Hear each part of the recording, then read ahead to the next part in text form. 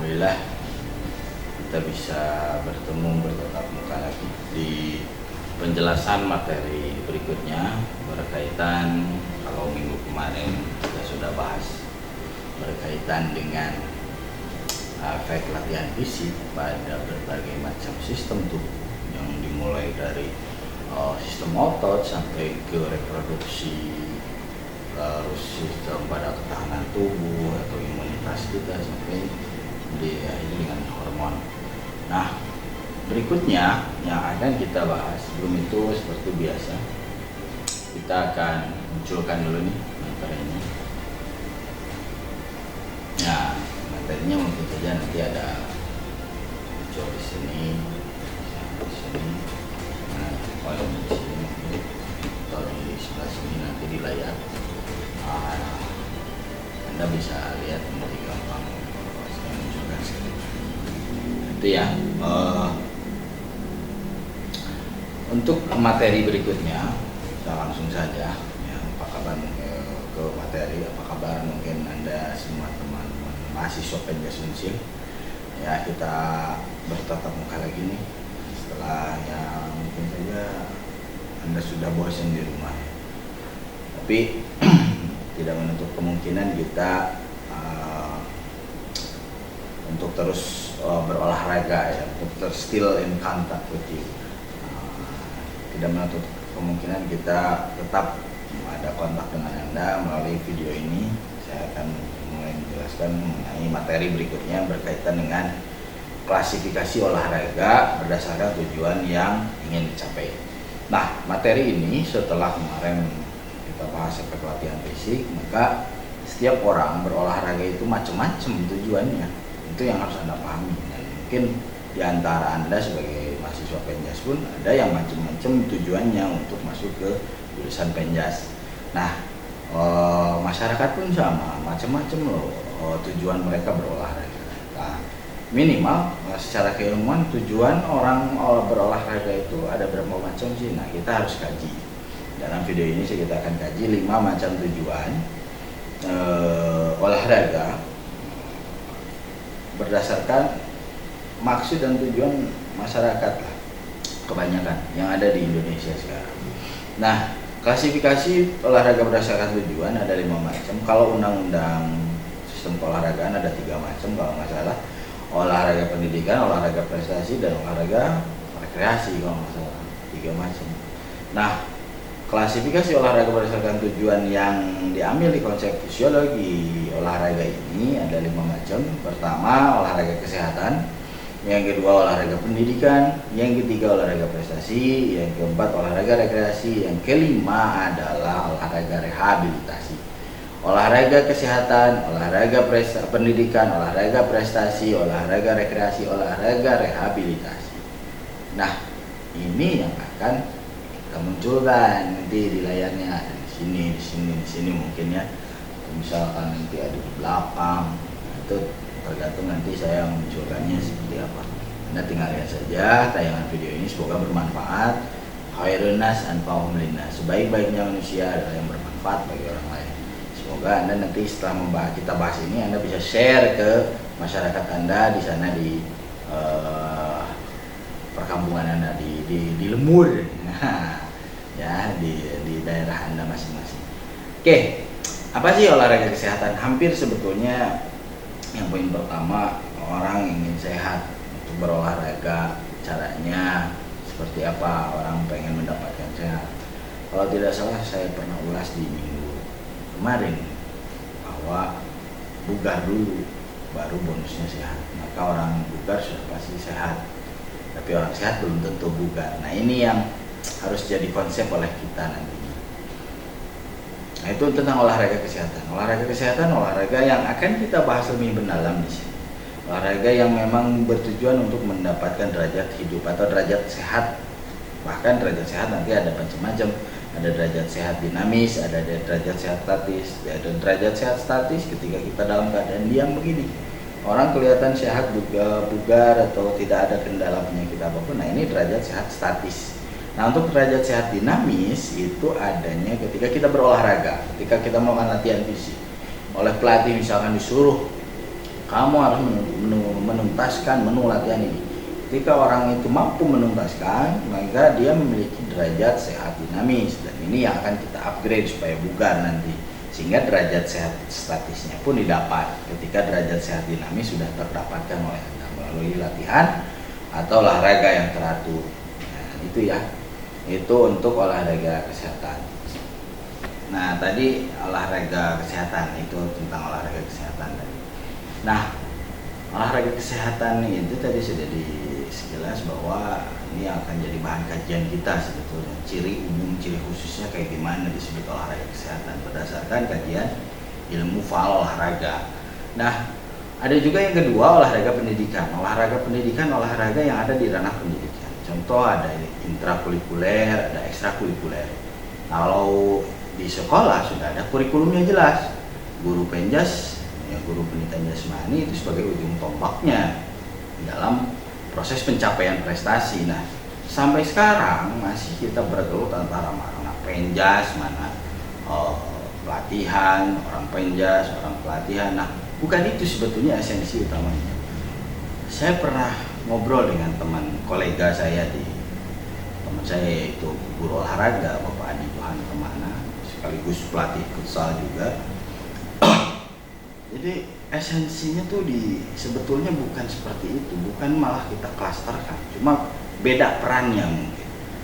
Ada saatnya penjas, ada keilmuan penjas di olahraga pendidikan, karena di olahraga pendidikan itu biasanya ada ekstrakurikuler yang memang konsepnya tidak mengacu ke intrakurikuler, karena di sana ada konsep latihan segala macamnya. Nah, penjas physical education dengan yang namanya kepelatihan di sana ibarat dua sisi mata uang. Tidak akan disebut ini beda A dengan B-nya. Hanya dua sisi yang memang different side, beda sisi, tapi harus diingat bahwa di sana ada keterkaitan, but it's still connected. Di sana masih ada keterkaitan. Nah, mungkin Anda pernah dengar, oh ini harus secara pembelajaran penjas, ya, learning something untuk ranah yang dari not knowing atau unknowing to knowing, itu butuh yang namanya learning, bahasanya yaitu belajar. Maka untuk improve dari tidak bisa jadi bisa, prosesnya learning, atau disebut dengan belajar. Nah, kalau dari bisa menjadi mahir, nah ini prosesnya training. Repeat and repeat. Maka konsepnya sebetulnya tidak ada yang namanya klasterisasi di sana. Cuma penanaman peran. Jadi kalau misalkan begini, kalau memberitahukan sebuah cara, guru penjas nih belajar teknik, proseduralnya harus benar. Ketika nanti anak di ekstrakurikuler, guru penjasnya juga berperan sebagai coach, maka guru penjas itu tidak akan kelimpungan lagi mengenalkan tekniknya. Jadi tinggal di pengulangan. Nah, cuma tidak juga sebaliknya. Misalkan proses pembelajaran teknik seolah-olah anak sudah mahir, diulang. Tapi lebih ke kualitas geraknya. Itu olahraga pendidikan. Itu sudah ada banyak mata kuliahnya sebetulnya dibahas bagaimana cara menyelenggarakan olahraga di ranah pendidikan, termasuk ke dalam kurikulumnya. Itu kurikulum yang sekarang dipakai, kurikulum 2013 yang edisi revisinya sudah upgrade terus ya. Berikutnya lagi olahraga prestasi. Nah, olahraga prestasi juga sebetulnya ada implikasinya di olahraga pendidikan, itu di ekstrakurikuler, sehingga adanya kompetisi antar sekolah misalkan seperti itu. Nah, olahraga prestasi pencapaiannya nanti di ilmu kepelatihan sebetulnya. How to make an athlete to good achievement. Nah, untuk mendapatkan prestasi yang bagus sebetulnya itu di olahraga prestasi. Makanya di sana berbeda antara olahraga prestasi dengan olahraga pendidikan. Nah, ini kita nggak usah bahas ini, nanti ilmu faal olahraganya jadi ilmu faal olahraga kependidikan nantinya, karena kita bahasnya hanya tujuan yang ingin dicapai dari berdasarkan yang sering orang melakukan olahraga. Ada olahraga kesehatan, olahraga pendidikan, olahraga prestasi. Olahraga prestasi lebih ke coach istilahnya, kalau olahraga pendidikan teacher, teacher, membelajarkan manusia dari tidak bisa menjadi bisa, mengubah akhlaknya dari kurang bagus, menjadi lebih bagus, seperti itu. Nah, untuk olahraga prestasi memahirkan, mengotomatiskan gerakan-gerakan yang sudah dipelajari. Nah, itu. Berikutnya lagi olahraga rekreasi. Nah, olahraga rekreasi kalau si jurusan kita kebetulan ada kalau nggak salah konsep olahraga rekreasi. Jadi ini ditujukan dilakukan pada waktu luang. Jadi kalau bukan waktu luang bukan rekreasi. Terus berikutnya tidak ada yang namanya sifatnya survival, bertahan hidup misalkan, ada life or death misalkan. Kalau kita kalah berarti mati misalkan. Terus nggak banyak pikiran, kalau beres ya rekreasi karena beres mendapatkan kepuasan. Tapi kalau masih marah, kita judulnya olahraga rekreasi, futsal nih rekreasi, tapi kalau masih beres kita kalah terus masih marah, nah itu bukan rekreasi ya. Main PS Anda misalkan mau rekreasi main PS tapi Anda kalah malah marah misalkan, nah itulah bukan olahraga rekreasi. Kalau begitu tidak ada yang namanya kepuasan, kesenangan, bahagia begitu. Nah, berikutnya lagi olahraga rehabilitasi. Orang yang beres cedera ada yang namanya olahraga, kalau bahasa sport medisinya ada yang namanya fisioterapi, melakukan gerakan-gerakan normal kembali, menormalkan gerak yang sudah orang itu cedera. Contoh misalkan engkel yang kena, nah maka jalan dulu yang benar, jangan langsung latihan. Nah, di kita engkel kena nih, sehari benerin truk, besoknya futsal lagi, akhirnya balik lagi ke tukang urutnya. Anda mungkin nih salah satunya pernah mungkin mengalami engkel kena, benerin, besoknya Anda main lagi. Jangan gitu. Karena olahraga rehabilitasi ini diperlukan juga. Kenapa? Karena proses penyembuhan itu ditambah juga dengan lamanya recovery. Jadi bukan menyembuhkan cederanya doang beres begitu, tapi adanya recovery. Karena di dalam tubuh kita ada yang namanya kapiler darah yang pada saat cedera itu ada putus rambut. Itu kan nggak bisa bim salah bim langsung jadi, nggak begitu. Butuh recovery yang namanya waktu untuk memunculkan kembali kapiler tadi. Nah, itulah 5 macam olahraga berdasarkan tujuan yang ingin dicapai di beberapa aspek. Nah, itu ya, seperti itu. Nah, kita akan lanjut ke olahraga kesehatan. Ya, kita masuk ke olahraga kesehatan yang akan kita bahas. Mulai dari ciri umum, kemudian khususnya seperti apa olahraga kesehatan. Nah, kita akan bedah sekarang. Nantinya kita akan bahas ciri umum dan khusus olahraga kesehatan. Sesuai tujuannya, olahraga kesehatan memiliki ciri atau sifat umum yang memang bisa diidentifikasi oleh kita. Oh, ini tujuannya olahraga kesehatan. Contoh, yang pertama, sifatnya massal. Jadi kalau disingkat itu nanti ada 5M1A. Ya, massal, mudah, murah, meriah, aman. Ya, manfaat dan aman. Massal, mudah, murah, meriah, manfaat, aman. 5M1A.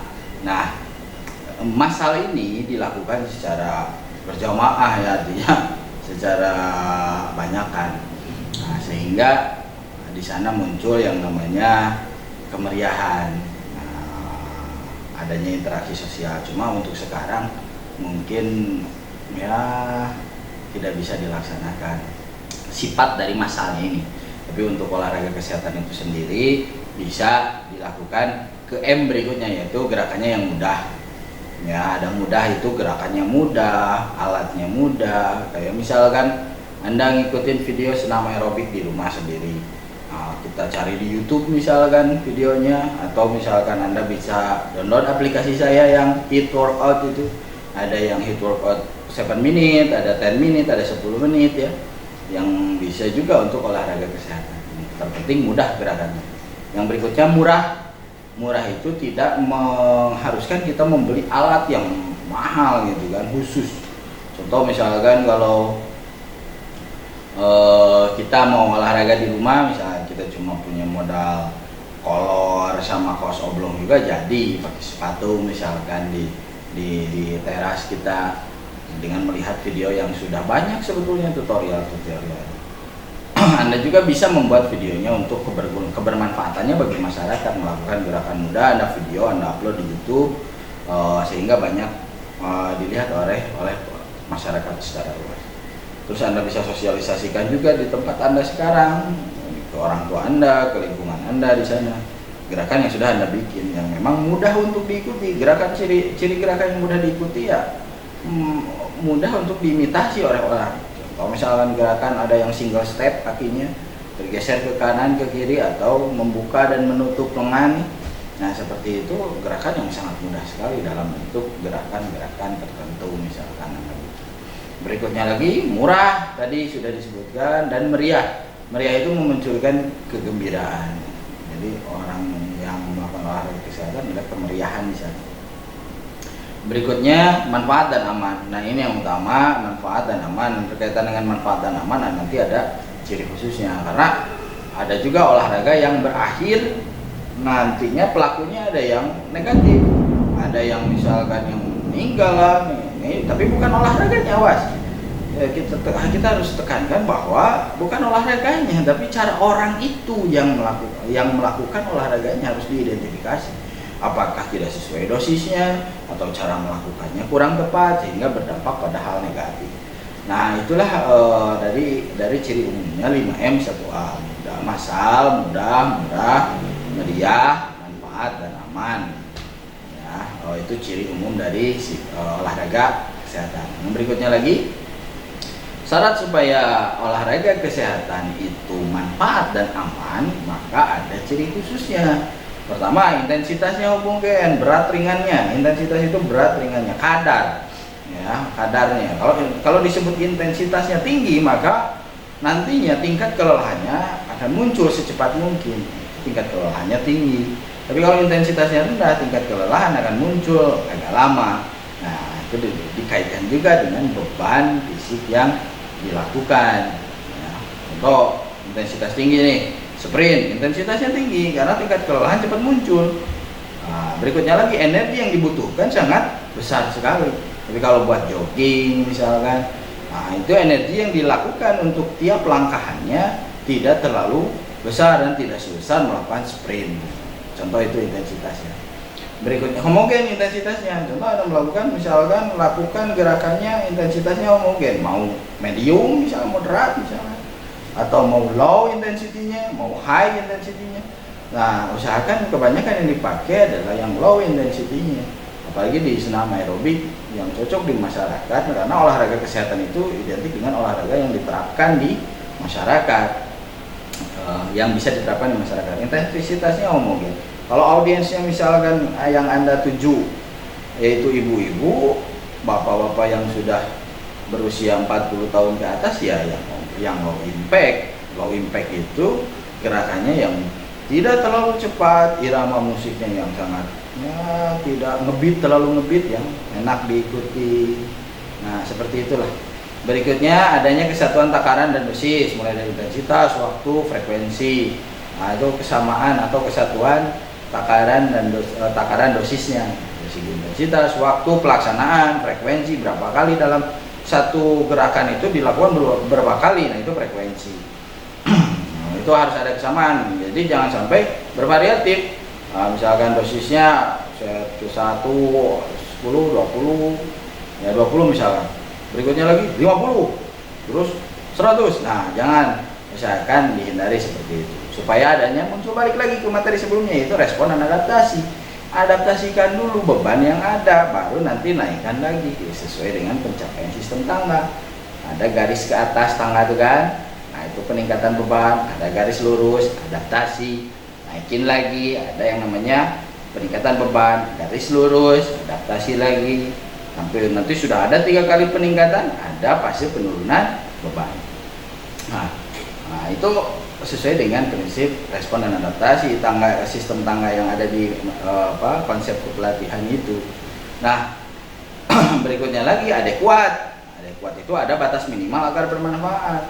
Jadi nggak asal-asalan, ada pembatasannya. Contoh, nah kita mau olahraga nih, semampunya aja lah. Tapi kita nggak targetkan waktunya. Misalkan saya mau nih olahraga jogging nih sekarang atau running in place. saya mau running in place atau jogging, Anda jalan di komplek Anda nih, ya misalkan 10 menit lah, Anda targetkan itu, Anda lampaui itu. Kalaupun misalkan tidak pakai target, sahayuna lah kalau orang Sunda bilang, sahayuna, sapuruna, semaunya, nantinya nggak akan ada target, sehingga efek latihan fisik atau olahraga yang teratur, seperti pada pertemuan sebelumnya yang pernah saya bahas di video sebelumnya, bahwa efek latihan fisik itu tidak akan muncul ketika adekuat ini tidak ditargetkan. Nah, di sana ada yang namanya batas minimal supaya bermanfaat. 15 menit lah, entah itu 20 menit, ya. Pak pengen tahu beban awalnya dulu. Oke, kita targetkan 10 menit nyampe nggak? Kalau misalnya 10 menit nyampe, terus ada 5 menitnya atau 2 menitnya Anda mampu menambah, nah itu bonus bagi Anda. Tapi ada targetnya itu. Nah, berikutnya lagi, oh karena saya kemarin bisa 12 menit, nah kita coba target baru nih 12 menit. Terus konsisten, seminggu 3 kali Anda lakukan, insya Allah efek latihan fisik akan bisa didapatkan di berbagai macam sistem tubuh. Yang berikutnya lagi, bebas stres fisik dan psikis. Yang namanya olahraga kesehatan tidak ada stresor fisik, beda dengan olahraga prestasi. Olahraga prestasi ada yang namanya stresor fisik, stresor psikis, mental, bahkan dari pelatih. Pelatih kadang dianalogikan galak. Padahal saya melatih UKM sepak bola pun tidak terlalu galak sebetulnya, dan tidak galak.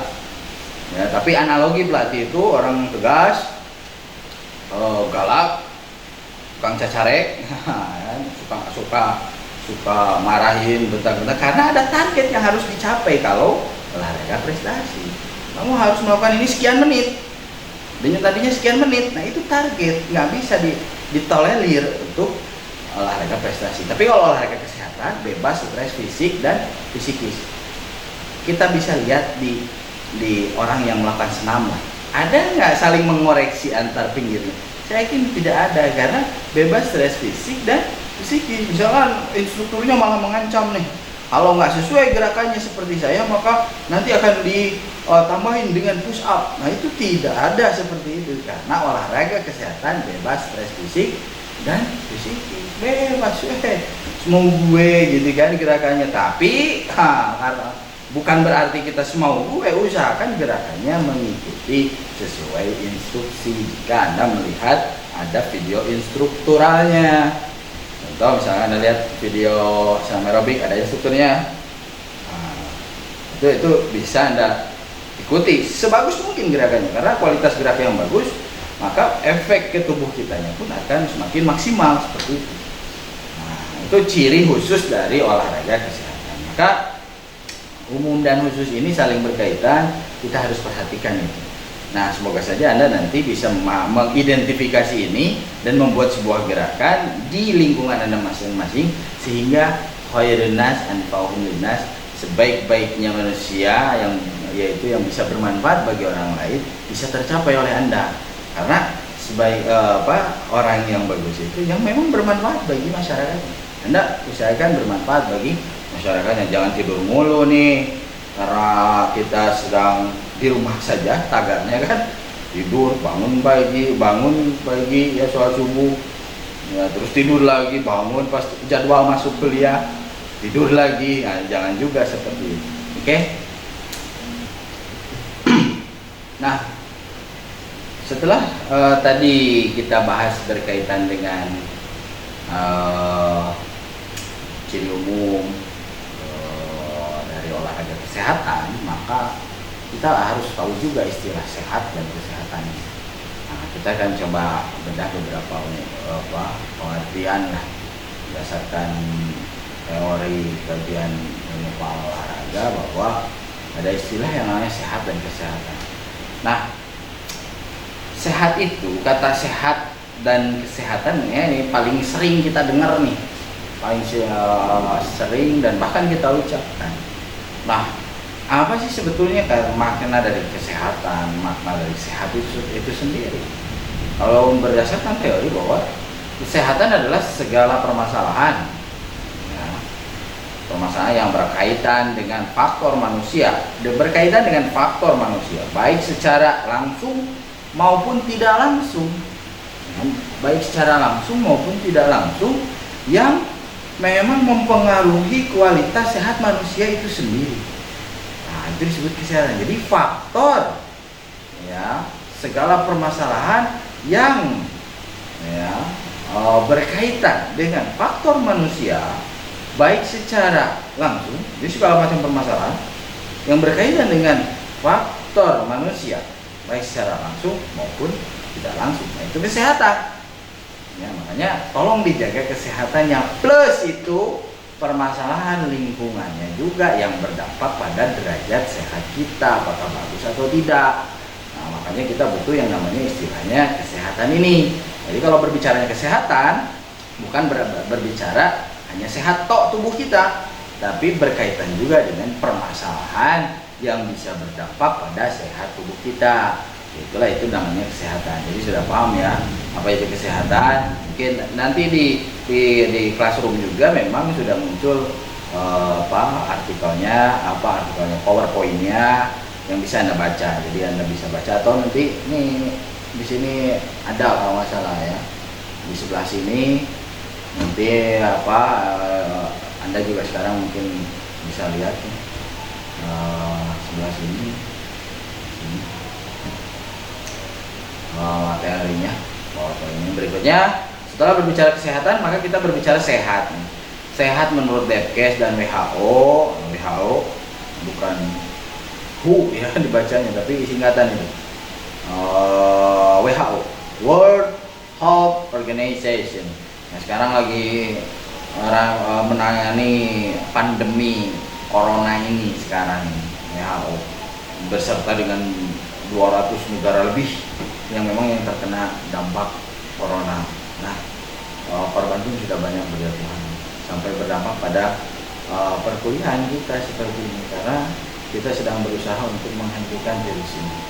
Ya, kajian mengenai virus ini silakan Anda bisa lihat, dan bahkan diberitakan setiap detik, setiap menit berkaitan dengan corona di kota Anda, supaya tidak semakin memperbanyak. Tolong diedukasi lah teman-teman atau misalnya lingkungan Anda supaya terhindar dari virus corona ini. Nah, kita balik ke materi. Kalau batuk kan dropletnya bahaya juga menurut corona ini. Untung nggak ada siapa-siapa di sini. Nanti pakai antiseptik ya. Tangan saya antiseptik. Nanti untuk benda-benda mati pakai desinfektan ya.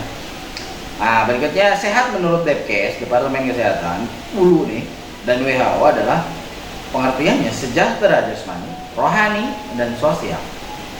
Bayang ya, sejahtera jasmaninya, rohaninya, yang ketiga sosialnya. Berat juga nih. Bukan hanya bebas dari penyakit yang dikatakan sehat menurut WHO itu, cacat maupun kelemahan. Hanya pengertiannya lebih bersifat filosofis. Ideal banget ini. Tujuan kita ke sana. Meskipun kita nggak bisa ke sana karena banyaknya ancaman dalam lingkungan kita, ancaman kesehatan tadi. Nah,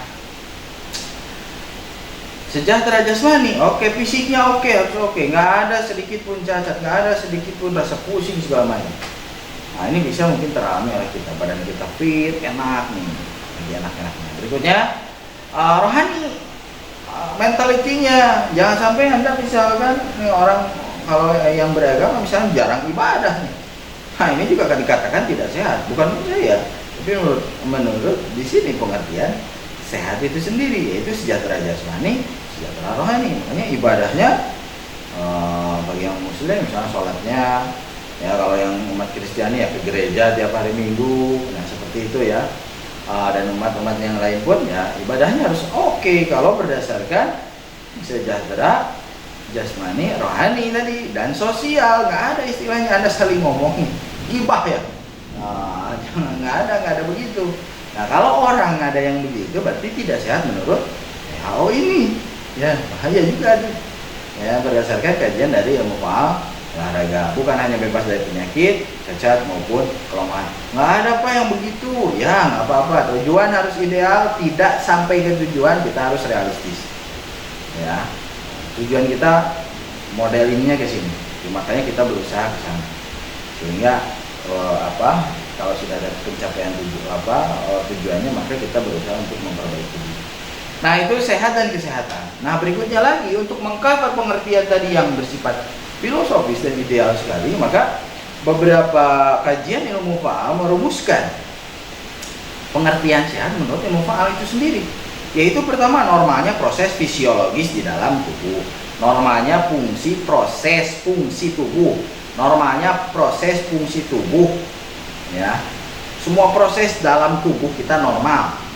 Meskipun mohon maaf ada yang cacat, ada tangannya yang nggak ada, kakinya yang cacat misalnya, tapi dia normal, proses fisiologis, proses fungsi di dalam tubuhnya itu yang pertama sehat berarti.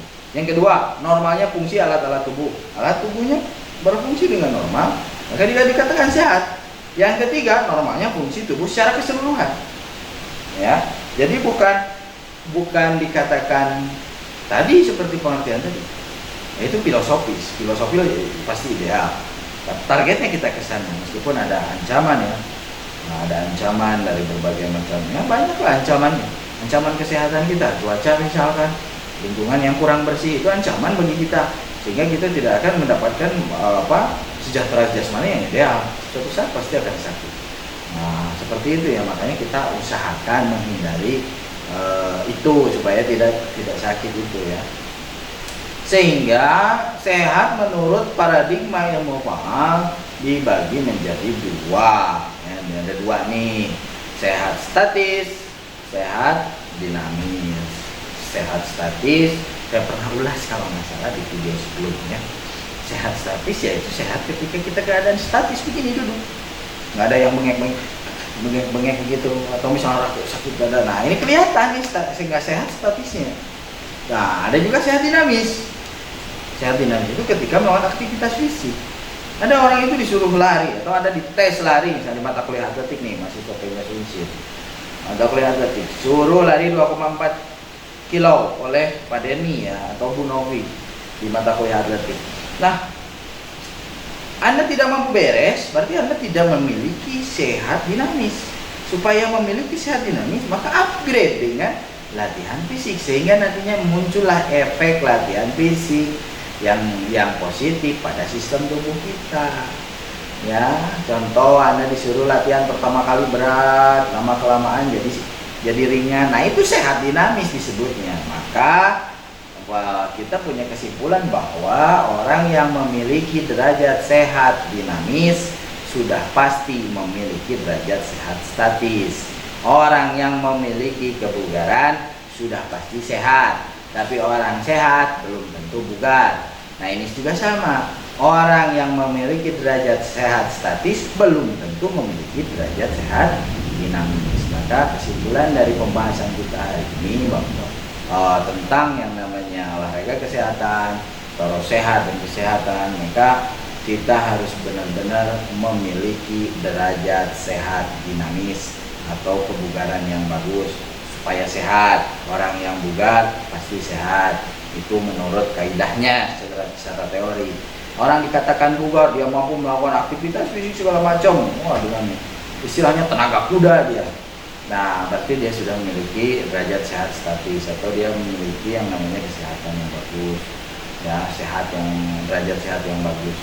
Ya, karena itu semoga bermanfaat materi kita kali ini. Ya, sampai ketemu minggu depan di materi fisiologi berikutnya yang berkaitan dengan physical fitness, kebugaran jasmani. Ya, kalaupun ya syukur-syukur pandeminya sudah mereda, kita bisa bertatap muka kembali, karena saya benar-benar ingin ya kalau saya ngobrol begini dengan kamera nggak ada ekspresi, nggak ada apa-apa ya, tapi kalau misalnya dengan Anda ada yang namanya kontak sosial seperti itu.